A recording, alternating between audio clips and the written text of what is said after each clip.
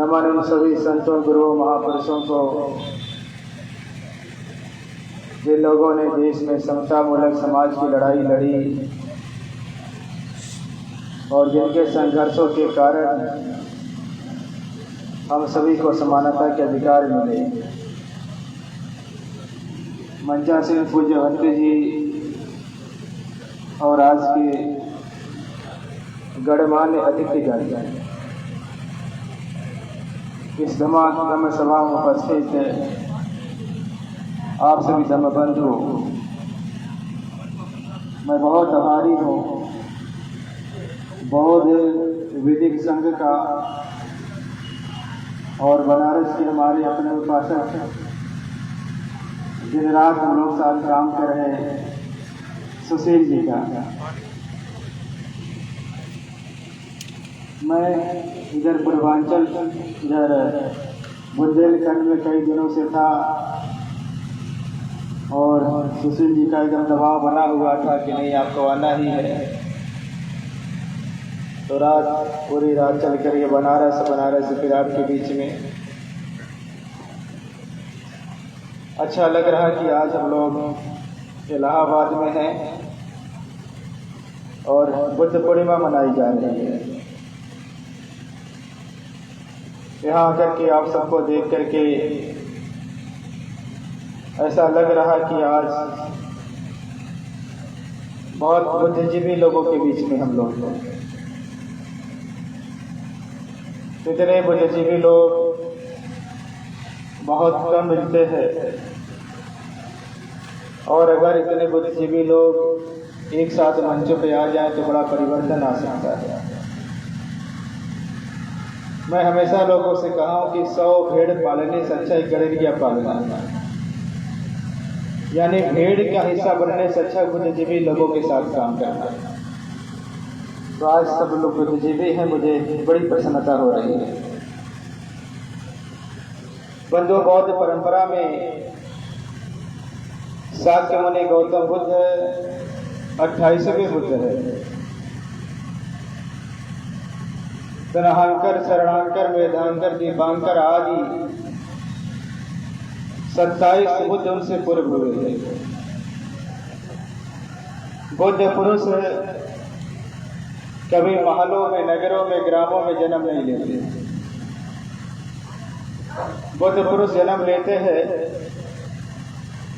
किसी जंगल में, किसी वृक्ष के नीचे, किसी खड़ी हुई माता के गर्भ से। वह ज्ञान की प्राप्ति भी महलों में, नगरों में, ग्रामों में, विद्यालयों में नहीं करते,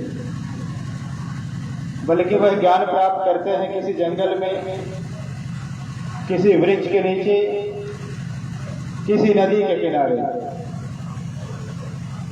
उनका महापरिनिर्वाण भी नगर निगम से दूर किसी जंगल में ही होता है। समस्त बुद्धों की यही परंपरा रही है, इसलिए सभी बुद्धों को तथागत कहा गया है। शाक्य मुनि गौतम बुद्ध का भी जन्म लुम्बिनी के साल वन में साल वृक्ष की शाखा पकड़कर खड़ी हुई माता महामाया से हुआ।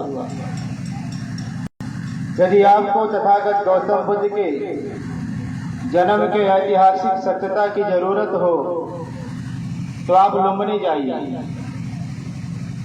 लुम्बिनी में महाराजा अशोक द्वारा स्थापित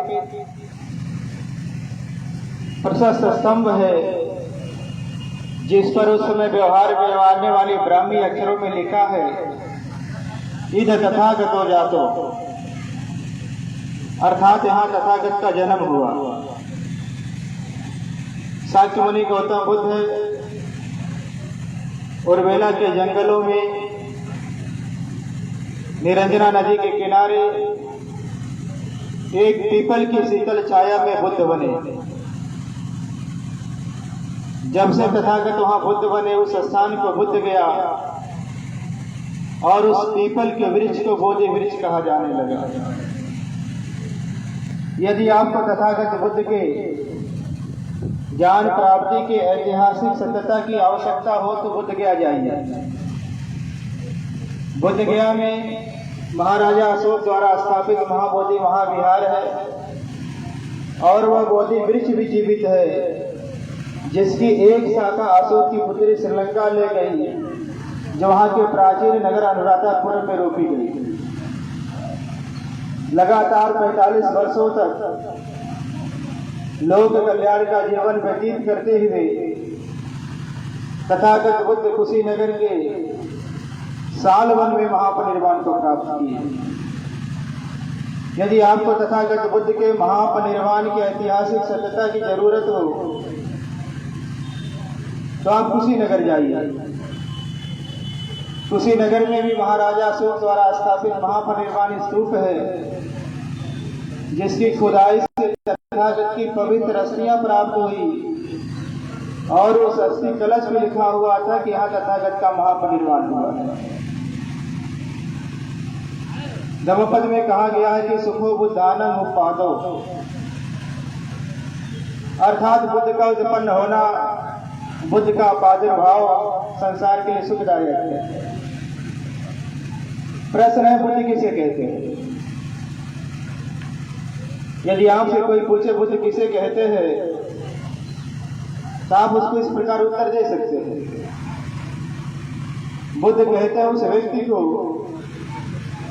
जिसने ज्ञान बोधि प्राप्त की हो, अथवा बुद्ध कहते हैं उस व्यक्ति को जिसने दानशील आदि सभी पारमिताओं की पूर्ति की हो, अथवा बुद्ध कहते हैं उस व्यक्ति को जिसका ज्ञान इतना व्यापक हो कि कोई छोटी से छोटी वस्तु भी उसके ज्ञान की सीमा से बाहर न हो, और बाहर न हो उसकी सहानुभूति गोचर सीमा से कोई छोटा से छोटा प्राणी भी। कहा गया कि सुखा सधम्म देशना, अर्थात सधम्म की देशनाएं संसार में सुख लाती है। प्रश्न है, सधम्म किसे कहते हैं? यदि आपसे पूछा जाए सधम्म किसे कहते हैं तो आप इस प्रकार उत्तर दे सकते हैं। सधम्म को जानने के पहले धम्म जानना पड़ेगा। धम्म किसे कहते हैं? भगवान बुद्ध ने कहा कि काया की पवित्रता, वाणी की पवित्रता और मन की पवित्रता बनाए रखना धम्म है।